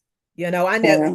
we hear, I was raised by a single mom. So, I mean, she had to Mhm. navigate that until she got married. But I can only imagine someone who was married for 26 years and had a partner for 26 years plus, and Mhm. now you have to now, as you said earlier, like almost your new normal. Like, so Yes. how did you navigate such a significant change, and how did you adapt? I guess the day to day, right? Having to Yeah. continue to keep that one foot in front of the other. Yeah. Yeah. Just figuring out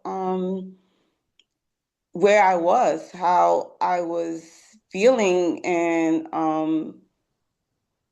coming to terms with the fact that this was my new life, you know? Yes, yes, Um, Rob and I, as we said from the beginning, met when we were kids, basically, yes, So even before my kids, we had yes, like 10 years, yes. uh, where we were friends, Mm-hmm, for 10 years. mm-hmm. Um, and then we got married because I was 24, Yes, and I met him when I was 14, so that's yeah, 10 years. long time.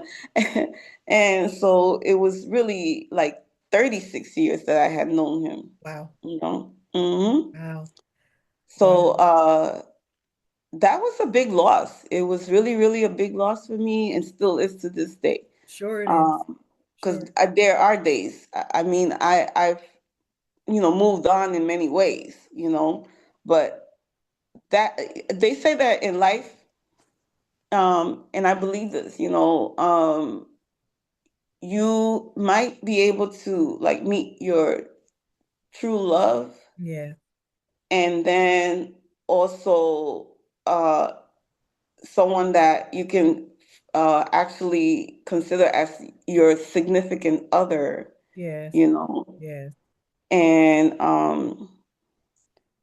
that was definitely for me like the true love that I actually found in life, yes, because we connected in many, many ways. yes. We connected. We were friends for 10 years. We For connected in 10 many ways. years. Yeah, Yeah. yeah, Yeah. So, losing him and becoming a widow was really very, very hard for me to accept. yes. Yeah, I mean, I Um, look at it and it's like that's pretty much the majority of your life was with him. mhm, I 36 mean, years. 36 years, so basically, but for 14 years, because he passed at the age of 50, you became a widow. Hmm. but for that's been the majority of your life that he's been a part of your life. Yeah, So exactly. I can, and again, still, the Maya Angelou's "Still I Rise." You're still Hmm. rising and still Yeah, I accomplishing. put that in my book too. Still, I Yes, rise. still I rise.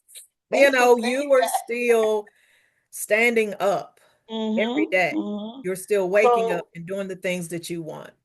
so being a widow, you come to realize and appreciate after becoming a widow because we take things for granted. Yes, we do. We do. I took him for granted. I can say that. I took him for granted. Okay.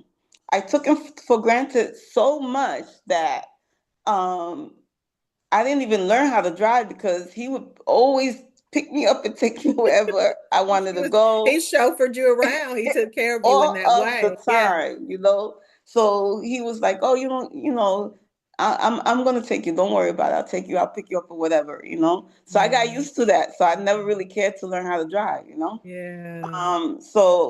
He spoiled me in many ways, and Yeah. Yeah. I had to learn how to do things or take care of things that he usually took care of normally in the household, um like we bought a house and he was the one that would go and shovel the snow and things Yeah. like that. Yeah. You didn't have to So worry about it. Yeah. yes, Those so things. Yes. if it snowed and the kids were at school or whatever, I had to go out and shovel that snow. That is Um, reality. You're right. He used to go That and is buy the true. groceries. I didn't really care for doing grocery shopping, go do the groceries. I had to end up doing the groceries, you Yeah. know? You're like, oh my gosh. Yeah. Yeah, and he used to do if there was laundry and he was doing his clothes, he would do everybody's laundry, things like that. Yeah. Um and we loved his fried chicken and his Yeah. pizza because he used to like making pizza Yeah. and Yeah. and he made some really good apple pies too, Oh, okay. It was yeah. That's So those all are things right. that basically, Yeah. like you don't get back. You don't get that back. No, You lose no. a person. So Wow. these are special things of his personality that Yeah. I'm not going to get back. And I've dated, and we'll talk about that later. Yeah. but Yeah. but Or not. It's up to you, but no, we will. But that one special person, that was him. Let me just say that. I know it. I know he was. I know he was. Like I said, on the occasions that I was able to meet him, he seemed like he was could be the life of the party, and he Hmm. certainly was adored by you and you guys' children. And your children. So that was evident, to me. Hmm. Reflection 4. Now we can talk a little bit about the dating game. So Oh it says God. dating game. On page 203 of your book, you stated that it took you 3 years after Robert's death, before you started dating. Hmm. What kept you from dating for 3 years, and what happened, I guess, to make you consider dating again? All right. So those 3 years, it was the word reflection comes up, right? Okay. Just basically looking inside out, like Mm-hmm. Mm-hmm. working on myself and like Humpty Dumpty, you put yourself back together again. That's right. Basically, I mean, so that's yes, the only thing I could think that's about. right. Makes sense to me. It makes sense to me. You work on those parts of you that you feel like you need to make better, and you also start to being that I ended up being by myself all those Yes, years, and also becoming a single parent. Part of what I had to do was take a look at my worth, actually. you that's right. know That's right. um, what do I bring to the table, and what do I know I need from a person if I'm going to date someone. That's right. And, That's right. knowing your value, that this is one thing that I like women to actually really, take seriously. Knowing your value and knowing your worth, Mm-hmm. Mm-hmm. you become selective as to who you're going to let into your life. That's right. That's right. And that is why I had so many problems in getting into the dating game, because Yes. I have standards. Absolutely. Okay. Absolutely, you do. Yes. And we I all was in should, a right? relationship where a man did a lot for me that I don't think a lot of men do for their women or their partner. Very rare Mm, you find men like that. okay. Okay. Okay. So I already had this That's right. expectation. Yes. Okay. Yes. You had a standard for sure. Exactly. So I already had that expectation. If you're gonna Absolutely. be in my life, you're gonna have to be able to, take care of certain things and be willing to do certain things. And, you gotta have your life together too, because like I don't wanna build up a man, you know. Okay. Okay. You couldn't say it any plainer. You cannot say it any plainer. I get it. He's I gotta get it. get it, he's gotta have it together That's and he's right. gotta get it together. That's right. So seeing what was out there, because before I started dating, I started, looking Yeah. at the people around me and Right. talking to women that were dating and Right. the struggles they were having in dating, and Yes. getting into relationships that didn't bring them much happiness. And it was Yes. mostly, more of the physical thing. Okay, don't get me wrong, sex is great and everything, but there's more to life than sex. It And absolutely is. Absolutely. a lot of people get into relationships more so because of a physical need, but don't think about their Mm, psychological need. right. And for me, both things are really very important. More Absolutely. so psychologically, because I'm not gonna Absolutely. go through things with a man just because he's there to satisfy me sexually. I That's need right. more than that, That's you right. know? Absolutely. Mm-hmm. Absolutely. So Makes yeah. sense. So I can certainly understand how it took you 3 years. And I know, some people, as you said, it's the physical need, but it's more important than that because what are you bringing into your life Mm-hmm. and what are you bringing into your children's lives at that time? Yeah. You have to have somebody, I can imagine after undergoing what you have experienced, someone who can complement, add to, not take away, Right. and that's going to make your lives better and help you guys kind of navigate this new Right. life of yours, but not somebody who would cause you grief or problems or angst. It's just Right. not necessary. You have And I'm standards. glad that you mentioned children, because even though my kids were young adults, they're still my children. They are still your children. And Robbie was at that time 14 when his dad passed away, 13 going on 14. Hmm. So 3 years later, he was 17. Yes, Okay. So I have a young man living in my home. I'm not going to absolutely. have my son looking at me like I'm some Absolutely. kind of, hoe or whatever, Yes. bringing Yes. different men into my home. So I was Yes. not about that. I was Right. not about that. I was not Absolutely. bringing different men into my home. So when I did start dating, we would go to dates to go out to eat Absolutely. or go, bowling or something like that. But I wouldn't bring people to my home. You Mm, know, I didn't bring people to my home because I wanted my kids to have maintain that respect for me, and I respected absolutely. them too because they were still going through their grieving for their Absolutely. father. You Absolutely. know? So Totally understand that.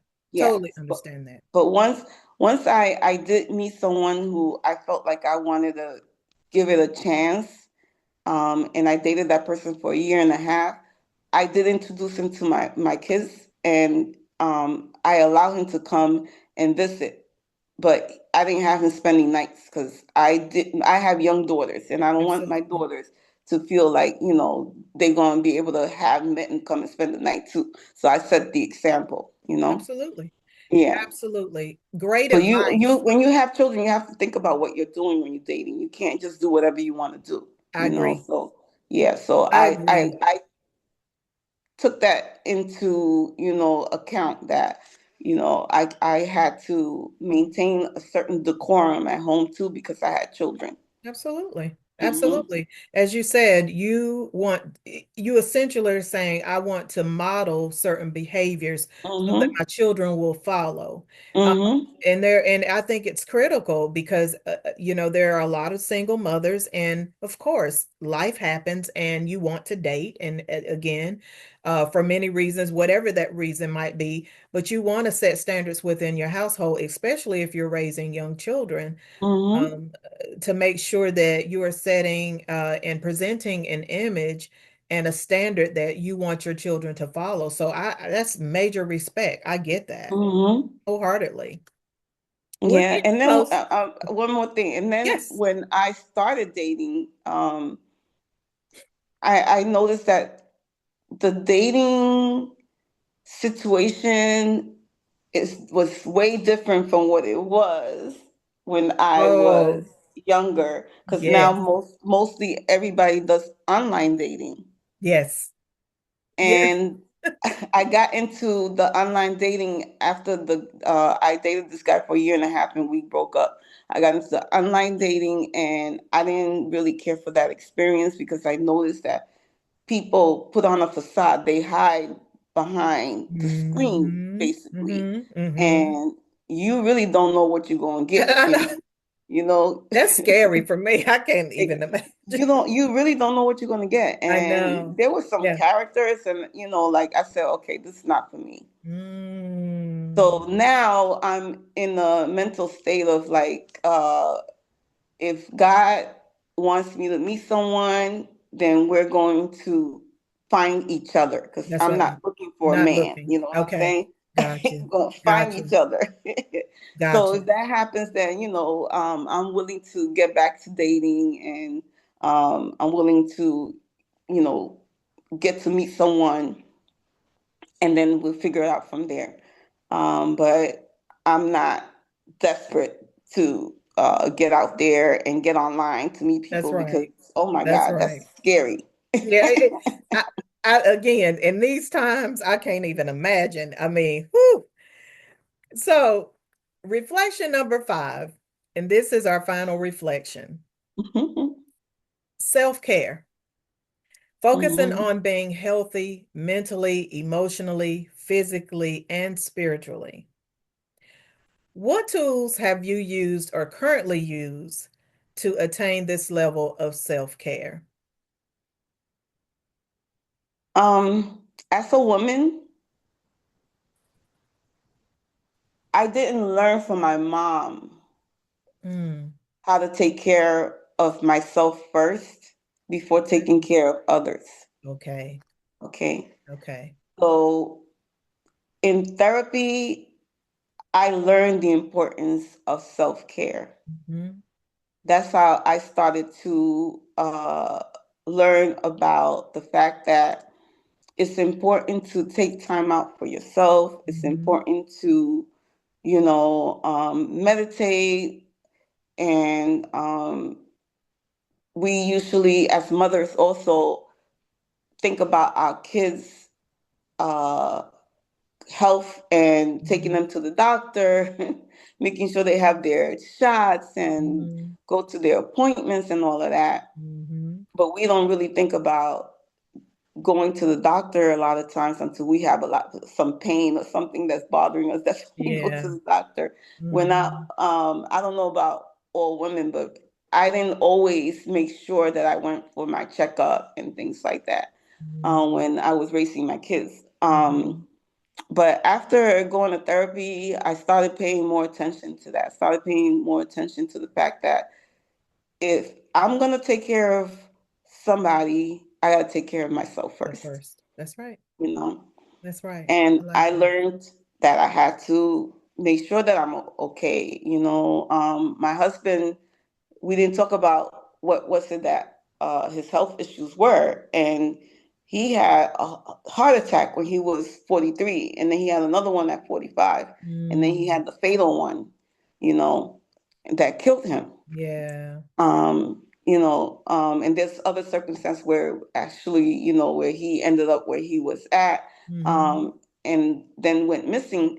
But the reason why I'm talking about that is that he was one of those people that did not take care of his health. That's right. The Okay. doctor would tell, he had high blood pressure. The doctor would tell Rob, don't eat fried food.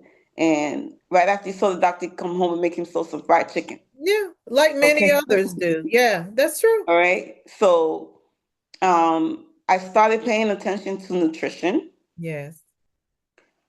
I started paying attention to the importance of exercise and eating right, and eliminating a lot of different foods that um, we were eating as a family. Hmm. One of the things that we eliminated a long time ago was pork. We don't eat pork. Right. But Same. a Hmm. balance. There was a balance, like, you don't always have to have meat. You can eat vegetables, Yeah. salad, Hmm. Hmm. rice and beans, and Hmm. and have fish or something like that. So I started paying more attention to how I was eating, exercising, making sure that I went to the doctor for my appointments. Um, I went on a journey where I decided I wanted to lose weight. Hmm. So, You look great. thank you. Thank you. You do too. Well, thank, I know you're working thank on you. that journey too, and you're doing Yes. good. So, that was a stretch for me, actually, to work on losing weight, because unfortunately for us women, when we get into our middle age, Hmm. it is our metabolism changes, and Yes. it's really very hard Yes. to just say I'm losing 10 pounds, and you can lose those 10 pounds in 2 weeks, 3 weeks. Back It up. could take a month, 2 months, 3 months. And Or you I lose it, or you lose it, and then you gain 14 back. oh Lord. So so I had to find the patience and understand my body, That's and right. understand that I had to take the time to be able to see the results. That's right. So I went on this weight loss journey, and I started, and after I retired, I really paid attention to that. So 2021, I retired, and I started reading different things about nutrition and stuff like that, and talking to my doctor. Um, I didn't realize, because sometimes the weight like just sneaks up on you. Mm. And I didn't I can realize attest to that one. Yes. I didn't realize how much I had Yes. gained in the time from when Rob passed away until, like, after the fire. And I wasn't really paying attention to that. So that's why I didn't really realize it. And like I Hmm. said, I wasn't always going to the doctor. So Yeah. when I saw how much weight I had gained, and it started to affect my Yeah. mobility, my Yes. knees, because I Yes. got arthritis in my right knee, Hmm. I started to take that seriously. So I started Yes. to, really work hard on losing the weight. So Yes. anyway, I lost to date 38 pounds. Wow. Wow. Hmm. Just from like you said, looking self-reflecting, looking Hmm. at what, maybe those I'll even say not triggers, but just certain things that causes us, as you said, dealing with life and, Hmm. his passing and then the fire and all of that. And you didn't even realize, you look back and you said, Hmm. wow, I've actually gained quite a bit of weight. But you were just taking care of things, Yeah, just living, doing what I Yeah. had to do. So that's why Hmm. self-care is so important, and is your reflection five, that's important. It's a critical thing, to maintain your health, mental health, emotional health, physical health, and spiritual health. And that Yeah. is certainly key, I think, to Hmm. to And the other thing that I incorporate into my life all the time is creativity. yes. You know, Yes, because that was one thing I wanted us to, because I yeah, said on top of your creativity. journaling, you're an artist, and even behind you, that beautiful portrait behind you. is one Oh, of your pieces. thank And you. we have several pieces in our home, and thank you for that. Mhm. So Oh, we you're certainly have welcome. adorned our house in places where you have, given us art that you have created over the years. So we're most gracious for that. So yeah, talk to us a little bit, lastly, probably about your artistry and how your creativity and how that helps you. Um, I would say that art has always been a part of my life. Like I said, Yes. since I was a little girl, it's always been part of my life. But I didn't really focus so much on my talent until I started working with kids in high school. Hmm. And I started teaching a art therapy class. Hmm. And that brought back for me the love of creating, drawing, painting, making jewelry. And later on, I actually also started doing, I started to crochet because my mom used to crochet. Yes, I remember. And, and my mom Yeah. used to make the most beautiful little doilies and things like Yes. that. Yes. And she taught me how to crochet, but I didn't really like take that on until after she passed away. That's when I started to crochet in Mm. 2017. I started Wow. to crochet in the memory of my mom, and I've made several blankets ever since. You know, Yes. so if I'm not drawing and painting, then I'm doing some It's such a crocheting and creative. making blankets, and it Yes. keeps me centered. Like it really Yes. helps my mental health a lot. Excellent. Hmm. Excellent. I tell you, I'm honored to have you, here and sharing your story so transparently and just helping others and sharing your ways, the ways in which you were able to cope and the strategies that you use in order to overcome, the trauma that you've experienced in your life. I Hmm. mean, it takes a very brave person to walk through their lives and to share it how you have chronologically in your book, finding solace, my story, overcoming trauma. Hmm. So again, I just appreciate you so much, and I know that our listeners will certainly benefit from a lot of the advice and the words that you've shared here today.